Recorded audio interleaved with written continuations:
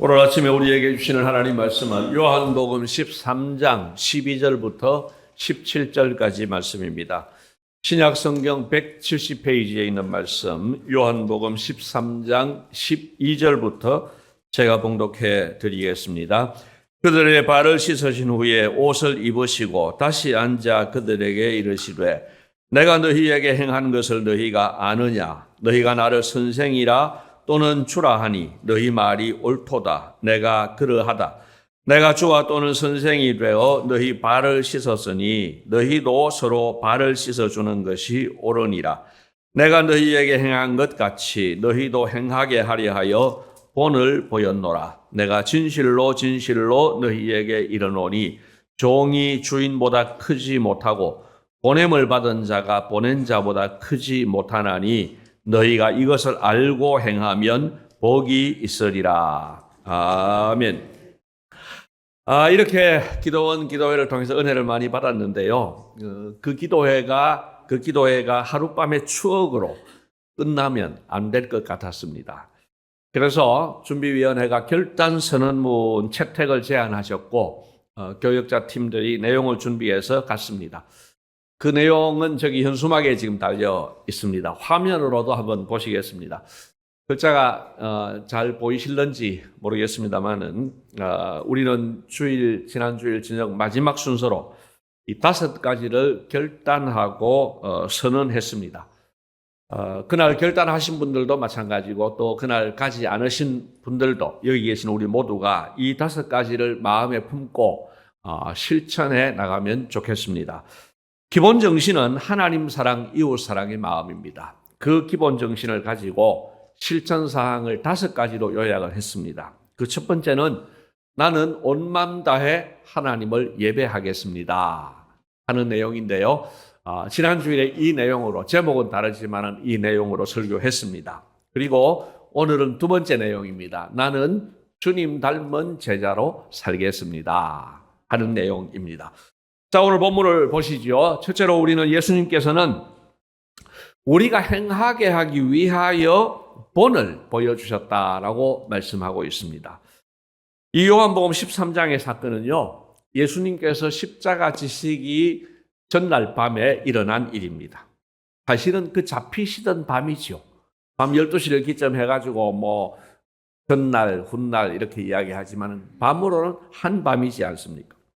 이걸로 요일을 정리를 해보면은 목요일 저녁 식사입니다. 목요일 저녁 식사를 우리가 흔히 최후의 만찬이라고 하죠. 그 다음에 이제 금요일로 넘어가면서 새벽에 잡히시고 형식적인 재판을 받으신 후에 금요일 오전 9시에 십자가에 달리십니다. 자, 오늘 본문 13장 3절 말씀을 보시면은 저녁 먹는 중 했습니다. 이 저녁이 언제 저녁이라고요? 목요일 저녁에 최후의 만찬 하는 그때입니다. 그때 예수님께서 이제 하나님께로 돌아가실 것을 아시고 이제 내일 오늘 밤이 마지막이고 내일 내가 돌아간다 하는 걸 아시고 그 다음에 13장 4절에 보니까 저녁 잡수시던 자리에서 일어나. 이게 어느 날 저녁이라고요? 목요일 저녁 최후의 만찬 자리. 거기에서 제자들의 발을 씻어 주셨습니다. 그 후에 이제 제자들의 발을 다 씻은 후에 예수님께서 그 발 씻어 주심에 대한 의미를 설명해 주시는데 그 내용이 오늘 설교 본문입니다. 자, 12절을 보십시오. 그들의 발을 씻으신 후에 이제 발 다 씻겨 주셨어요. 그리고 마지막에 뭐라고 하십니까? 내가 너희에게 행하는 것을 너희가 아느냐? 내가 왜 이렇게 했는지 아느냐? 하고 이제 운을 떼시면서 설명해 가기 시작합니다. 14절에 보니까 내가 주와 또는 선생이 되어 너희 발을 씻었으니 너희도 서로 발을 씻어주는 것이 옳으니라. 그래서 당위성에 대한 설명을 하셨습니다. 그리고 15절에서는 좀 더 분명하게 이걸 말로 가르칠 수도 있지만은 굳이 예수님께서 실제로 행동으로 발을 씻어주신 이유를 설명을 하는데 우리 15절 말씀은 같이 한번 읽도록 하겠습니다. 내가 너희에게 행한 것 같이 너희도 행하게 하려 하여 본을 보였노라. 아멘. 사실 예수님께서 제자들의 발을 씻어 주셨던 그 밤에 예수님은 참 심란하셨습니다. 왜 그렇습니까? 지금 눈앞에 보이는 이 가룟 유다가 배신을 할 거고 또 제자들도 다 배신하고 떠나갈 것을 미리 아시는 거죠. 그리고 십자가 죽음까지의 그 과정을 예수님은 지금 미리 다 내다보고 계세요. 그러니 마음이 편할 리가 없죠. 더구나 그 12명의 발을 씻어가는 가운데 가룟 유다 앞에 섰습니다. 가룟 유다의 발을 씻깁니다. 이 가룟 유다의 발을 씻기면서 잠시 후면은 나를 팔아먹을 이 가룟 유다의 발을 씻기시면서 여러분 예수님께서 어떤 생각이 드셨겠습니까? 참 많이 심란하셨을 겁니다. 그리고 요한복음에는 기록되어 있지 않지만 또 하나 예수님께서 대단히 속상하실 일이 하나 있었습니다. 누가복음 22장 24절에 그날 밤에 일어난 일 하나를 소개하고 있습니다. 같이 한번 읽겠습니다. 또 그들 사이에 그 중 누가 크냐 하는 다툼이 난지라. 아멘. 이게 그날 밤에도 있었던 일입니다. 예수님의 제자들은 그 전에도 이런 다툼을 한 일이 있었습니다. 그러나 예수님 편에서 생각해 보면 그날 밤의 다툼은 그 이전에 있었던 다툼하고는 의미가 다릅니다. 3년이 넘도록 말씀으로도 가르치시고 행동으로도 보여주시고 그렇게 가르쳐 주셨는데도 아직도 이러고 있으니 얼마나 속이 상하겠습니까? 또한 십자가를 앞둔 마지막 식사 자리에서도 이러고 있으니 사람들 표현으로 하자면 억장이 무너지는 거죠. 이런 내가 죽을 때가 되었는데 환갑이 다 된 자식들이 싸우고 있는 모습 보면은 여러분 억장이 무너지지 않겠습니까? 예수님의 마음이 그 마음이 있는 거죠. 어떻게 보면 한심하기까지 한 그 제자들에게 마지막으로 본을 보여주신 것이 제자들의 발을 씻어주는 일이었습니다. 발을 씻어주는 일은 그 당시에 종이 하는 일이었습니다. 주인의 발을 씻기거나 혹은 손님이 오면은 발을 씻어 주었습니다. 그러면은 종이 없을 때에는 예수님과 12제자들이 이렇게 이동을 해서 발을 씻어야 할 때는 어떻게 했을까? 개인적으로 각기 씻었거나 아니면 그 문화가 늘 씻어주는 문화니까 12제자가 돌아가면서 발을 씻겨 방번을 정해서 그렇게 씻었을 가능성도 있습니다. 또 12명이 자리를 정할 때도 갈등이 있었을 가능성이 높습니다. 소위 말하는 상석이라는 게 있잖아요.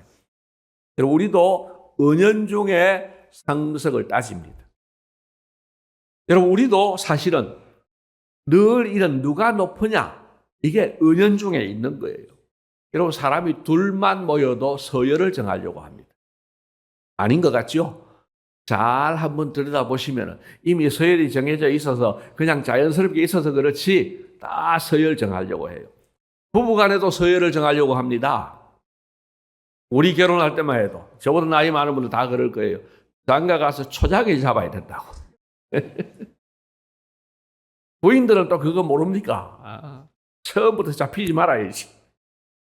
그러나 옛날에는 아주 남성시대, 남자 세상이었죠. 요즘은 이제 완전히 여자 세상이 다 됐어요. 서열이 정리가 됐어요. 이게 부부 간에도 서열 정한다니까요. 친구 사이에는 서열이 없을 것 같습니까? 여러분 한 사람이 모든 것을 결정하고 주도해 보십시오. 끌려다니는 친구 기분이 안 좋습니다. 왜 네가 다 하냐? 여러분 그 관계가 오래 가지 못할 가능성이 높습니다. 서로 높으려고 하는 것 이것이 인간의 본성이고 현주소입니다. 그 사실을 잘 아시는 예수님께서 예수님의 제자인 너희들은 그렇게 살지 말아라. 예수님처럼 살아라고 본을 보여주셨다는 것입니다. 예수님은 오늘 우리에게도 말씀하십니다. 너희는 나를 닮은 제자로 살아라. 그리 말씀하십니다. 1박 기도회 저녁 집회 시간에 강사 목사님께서 제자들의 삶을 두 가지로 명쾌하게 정리해 주셨는데 오늘 그 짧은 영상에도 그 내용이 나왔습니다. 첫째로는 하나님이 주인 되심을 증명하는 삶을 살아라고 했습니다. 이 증명이 중요합니다. 우리는 이런 말로 예수님을 주님이라고 부릅니다. 생각으로도 아유 주님 말씀대로 살아야지 그러고 있습니다. 중요한 것은 삶으로 증명되느냐 하는 것입니다. 생각과 마음의 방향을 결정할 때 혹은 말을 선택할 때 어떤 말을 할까 선택할 때 어떤 행동을 할까 어떻게 결정할까 할 때에 하나님 말씀대로 하나님 명령대로 살면 하나님이 주인이시구나 하는 걸 증명하는 거예요. 그러나 내 마음대로 살면 누가 주인이라고요? 내가 주인. 아무리 말씀을 들어도 내 마음대로 살면 내가 주인인 거죠. 그래서 우리는 삶으로 하나님이 주인 되심을 증명해야 된다는 거예요. 또 두 번째로는 십자가 정신으로 살아라. 십자가 정신이 뭐냐? 사람을 사랑하여 사람을 살리기 위하여 십자가를 지셨으니 우리도 사람을 사랑하고 살리는 삶을 살아야 한다. 이 말씀입니다. 그게 제자라는 겁니다. 그리고 오늘 예수님께서 하시는 말씀도 바로 그 말씀인 겁니다. 내가 너희에게 행한 것 같이 너희도 행하게 하려고 내가 본을 보였노라. 이렇게 말씀하십니다. 자, 그러면 구체적으로 우리는 어떤 삶을 살아야 되겠습니까? 이것이 오늘 두 번째 말씀이 되겠습니다. 자, 두 번째로 우리는 예수님의 본을 받아 주님 닮은 제자로 살아야 합니다. 자, 주님 닮은 제자는 어떤 삶일까요? 이것도 모호할 수가 있기 때문에 제가 구체적이어야 하기에 세 가지로 정리를 해보았습니다. 여기 딱 손에 세 가지를 딱 쥐시고 우리가 이렇게 제자로 살면 좋겠습니다. 자, 첫째로 우리는 하나님의 말씀을 배워야 합니다. 말씀을 배워야 합니다. 오늘날 많은 사람들은 자기가 더 배울 필요를 느끼지 못하는 것 같습니다. 예수 믿은 지 딱 10년만 지나면 10년 전에는 초보라고 생각했다가 10년만 지나고 나면은 이제 배울 거 다 배웠다고 생각합니다. 대놓고 말은 안 해요. 대놓고 말은 안 하지만 마음속으로 배울 만큼 다 배웠다고, 알 만큼 안다고 생각합니다. 여러분 참 교만한 생각입니다. 자신을 망하게 하는 생각입니다. 여러분 세상에서 제일 어려운 일은요, 배부른 사람을 맛있게 먹이는 일입니다. 여러분 생각해 보세요. 주부 여러분들. 오늘 저녁에 맛있는 요리를 준비해 놨는데 오늘 낮에 어디 가가지고 뷔페 식당에서 실컷 배 터지게 먹고 왔어. 그래, 오후 6시, 7시가 됐는데 배가 안 꺼지고 있어. 여러분 그 가족들을 맛있게 먹일 재간이 있습니까? 않습니다. 여러분 말씀을 맛있게 먹지 못하면 영적으로 메말라가게 됩니다. 그러니까 자기가 말씀을 안다고 생각하는 사람은 이미 말씀에 배가 부른 사람이에요. 사실은 허기져 있는데도 스스로 말씀에 나는 다 안다라고 생각하면 말씀에 배부른 사람이에요. 그래서 말씀을 받을 때마다 맛이 없어요. 은혜가 안 돼요. 그냥 흘러가는 말이에요. 그러면 그 영혼은 망하게 되는 것이죠. 여러분 담임 목사로서 한곡한 당부의 말씀을 드립니다. 여러분 말씀을 잘 안다고 생각하지 마시고 배고픈 사람처럼 말씀을 배우시기를 바랍니다. 오늘 우리가 찬송 불렀는데요. 여러분 453장 3절 가사에 이런 가사가 있습니다. 성령의 감화 받아서 하나님 말씀 배우니 그 말씀 한 절 한 절이 내 마음에 교훈 되도다. 아멘. 여러분 말씀을 받을 때마다 성령의 감화를 받아서 그렇게 하나님 말씀 배우면 그 말씀 한 절 한 절이 버릴 말씀이 없고 그 말씀 한 절 한 절이 내 마음에 교훈되는 줄로 믿습니다. 여러분 말씀을 받을 때에 늘 사모하는 마음으로 받아야 됩니다. 여러분 말씀을 배운다고 하는 것은 누구인가에게 배우지 않아도 됩니다. 스스로 성경을 읽으면서 또는 묵상하고 필사하며 암송하면서 배울 수 있습니다. 큐티하면서 배울 수도 있습니다. 여기까지는 남의 도움 없이 스스로 배우는 거예요. 그런데 남의 도움 없이 스스로 배우는 것이 어때요? 쉬워요? 어려워요? 조금 어려워요. 어려워요. 다행히 오늘 찬송 가사대로 성령의 감화 받아서 그렇게 말씀을 배우면 또 깨달아지는 경우도 있지만 많은 사람은 어려움을 느낍니다. 그래서 교회가 개설한 성경 공부 과정이 있습니다. 학기마다 3개 반을 개설을 하는데요. 그 과정을 활용해서 배우면 훨씬 더 체계적으로 또 쉽게 배울 수 있습니다. 이번 봄학기, 오늘 신청하시면 이번 주부터 시작해서 한 학기를 배울 수 있는데요. 여러분, 이 성경 공부 과정을 활용하면 좋습니다. 어떻게 되든지 간에 여러분 하나님 말씀을 부지런히 배울 수 있기를 바랍니다. 자, 두 번째로는 예수님의 본을 보고 또 선배들 그리고 다른 사람의 삶을 통해서 본을 받아야 합니다. 영원한 스승 되신 예수님의 본을 받으라고 예수님께서 우리에게 명령도 하시고 초청도 해 주셨습니다. 여러분, 성경에 기록된 예수님의 생활, 그 본을 받으면 되는 거예요.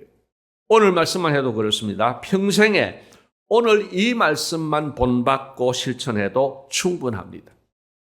무슨 삶입니까? 다른 사람들의 발을 씻어주는 삶이라는 거예요.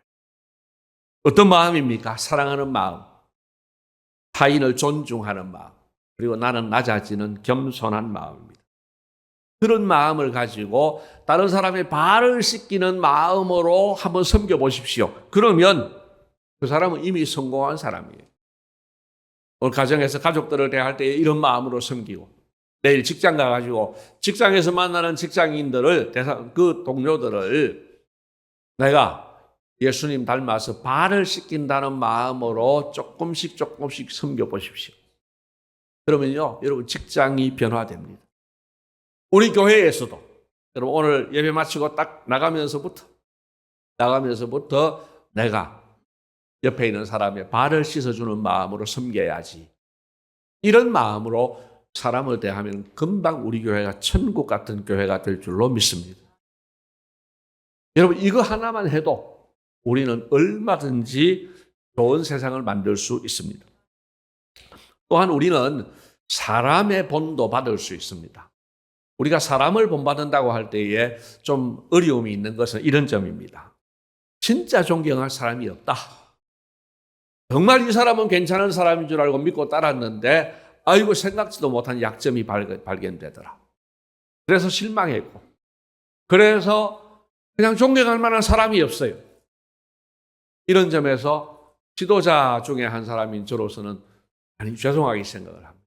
우리 교인들이 그냥 저를 보면서 존경한다 이런 생각이 들면 그 정도로 제가 삶을 살아내면 그냥 나를 본받으세요 이러면 될 것 같은데 바울은 그리 했는데 저는 그리 못할 것 같아요. 근데 여러분 이 말은요 믿고 따를 만한 사람이 없다, 존경할 만한 사람이 없다 이 말은요 절반만 맞는 말입니다. 방금 말씀드린 것처럼 100% 믿고 따를 만한 사람은 없어요. 그 말이 맞는 말입니다. 그러나 여러분 위인전에 나오는 많은 위인들도 완벽하지 않습니다.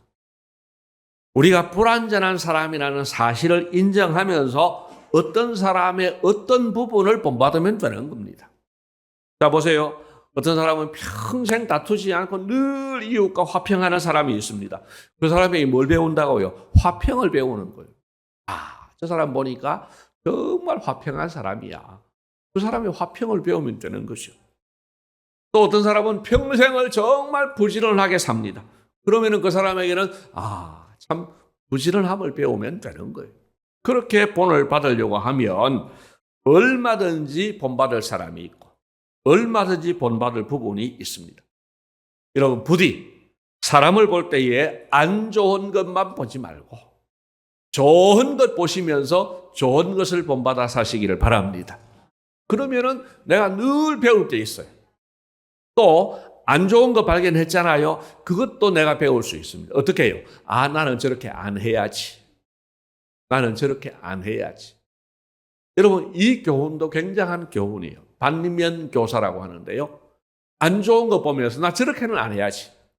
여러분 이거 배우면은요 얼마든지 좋은 사람 될 수가 있습니다. 자, 두 가지 말씀드리고요. 마지막 세 번째 제일 중요한 건데요. 자신이 예수님 닮은 삶을 훈련해서 살아내야 합니다. 여러분 자동차 운전을 이제 옛날에 면허증 따신 분들 기억하실 겁니다. 제일 먼저 뭐 배웁니까? 이론을 배워요. 이론. 그래서 이론 시험을 합격을 해야 돼요. 그리고 나면 뭐 배웁니까? 코스 연습을 합니다. T자 코스 해가지고 이 코스 연습을 해요. 그거는 내가 훈련해야 되는 거예요. 내가 운전대를 잡고 해야 되는 거예요. 마지막으로 주행 연습을 하죠. 도로 주행을 합니다. 이거 몸으로 훈련해야 되는 거예요. 이게 그냥 눈으로 본다고 되는 게 아니에요. 보세요. 교실에서 이론만 배우고 조수석에 앉아가지고 가르치는 선생님이 운전하는 거 보고 있다고 자기가 운전대 잡으면 운전이 되십니까? 안 돼요. 반드시 몸으로 앉아서 기어를 조작을 하고 브레이크도 밟고 엑셀레이터도 밟고 그러면서 내가 운전을 해야 연습을 해야 되는 것이 내가 훈련하지 않고 그냥 되는 법은 없는 겁니다. 제 인생에 운전과 관련해서 잊을 수 없는 기억이 하나 있습니다. 제가 이제 면허 따가지고 초보 운전대예요. 아마 한 달도 채 되지 않았을 것 같은데 서울에 갑자기 나갈 일이 생겼어요. 그것도 결혼식에 토요일이에요. 저는 이제 당연히 차 가지고 못 간다고요. 운전 자신이 없으니까. 근데 옆에서 이제 부추기는 거예요. 하시는 말씀이 아이고 목사님 내가 옆에서 다 가르쳐 드릴 테니까 길 안내 다 해줄 테니까 그냥 저 믿고 가세요. 또 그때 20대 아닙니까? 그래가지고 운전대를 잡았어요. 생각해 보니까 그날 최악의 사건들이 다 있는 거예요. 왜냐? 토요일 날 서울 도심 거기다가 결혼식 가는데 시간도 늦게 출발했어요. 그러니 얼마나 마음이 급합니까? 그럼 저는 또 서울 지리를 하나도 몰라요. 지리를 알면은 여기서 1차선 가자 해도 좀 이따 가도 된다 뭐 이렇게 되면 되는데 이 옆에 앉은 분이 마음이 급하니까 무조건 1차선, 2차선, 1차선, 2차선 이러면서 이야기를 하는데 여러분 초보가 이게 차선 바꾸기가 얼마나 어려워요. 얼마나 힘들게 1차선 들어가고 나면은 또 2차선 가자 하고 막 이러면서 갔어요. 화가 날 시간도 없어요. 정신이 없어가지고. 그래가지고 겨우 결혼식장에 도착을 했어요. 결혼식에 도착을 했는데 이분이 하는 말씀이 목사님 갈 때는 혼자 가세요 이라는 거예요. 자기 딴 데 볼 일이 있다고. 혼자 가라는 거예요. 그때가 내비가 있었으면 얼마나 좋았겠습니까? 내비도 없는데 초보 운전자가 서울 지리도 모르는데 지도 보고 이정표 보고 그러면서 귀가를 했는데 정말 홀이 났어요. 혼쭐이 났어요. 그런데 놀라운 게 있습니다. 그 다음에 평일에 여유를 가지고 제가 서울 시내 갔거든요. 얼마나 운전이 쉬운지. 운전이 너무너무 쉬운 거예요. 야, 그렇게 힘들게 훈련이 되었구나. 그 훈련했더니만은 그 결과로 이렇게 쉬웠구나. 이런 경험이 있습니다. 여러분, 훈련의 결과입니다. 여러분, 우리의 신앙생활도 마찬가지예요. 하나님 말씀대로 사는 것은요, 지식으로 알고 마음으로 결심한다고 되는 것이 아닙니다. 몸으로 훈련해야 됩니다. 여러분, 사랑하는 것도 훈련해야 되고요. 기도하는 것도 훈련해야 됩니다. 대접하는 것도 훈련해야 됩니다. 여러분, 남 대접하는 거요, 그냥 되는 거 아니에요. 돈 있다고 되는 것도 아니에요. 대접을 해본 사람이 또 대접할 수 있어요. 칭찬도 그렇습니다. 칭찬 안 해본 사람은요, 입에 칭찬이 여기까지 올라와요. 이거 좀 칭찬을 하면 좋겠다 싶어도 칭찬의 말을 하지를 못해. 뱉지를 못해. 그래서 칭찬도 해봐야 칭찬할 수 있는 거예요. 겸손도 훈련해봐야 됩니다. 여러분, 훈련하지 않고는 그렇게 살아낼 수 없습니다. 그래서 우리는 하루하루 예수님 닮은 삶을 훈련해야 되는 겁니다. 생각의 훈련, 마음가짐의 훈련, 말의 훈련, 또는 행동하는 훈련, 이렇게 훈련해야 됩니다. 이제 말씀을 맺습니다. 세 가지를 말씀드렸습니다. 열심히 하나님의 말씀을 배웁시다. 그리고 두 번째로는 예수님과 선배들과 주변 사람들의 삶을 통해서 본을 받읍시다. 세 번째는 예수님 닮은 삶을 훈련해서 실제로 살아내십시다. 그래서 우리 모두 예수님 닮은 제자의 삶을 살아내시기를 주님의 이름으로 축복합니다. 이 시간에 우리 이 말씀 붙들고 한번 기도하시겠습니다. 우리 통성으로 기도하실 때에 이 세 가지를 가지고 기도합시다. 주님, 간절한 마음, 사모하는 마음으로 하나님 말씀을 배우게 해 주십시오. 두 번째로는 예수님의 본을 받고 사람들의 좋은 점을 통해서도 본을 받게 하옵소서. 세 번째로는 예수님 닮은 제자의 삶을 훈련해서 실제로 살아내게 해달라고 우리 주여 한번 부르고 통성으로 한번 기도하시겠습니다. 주여!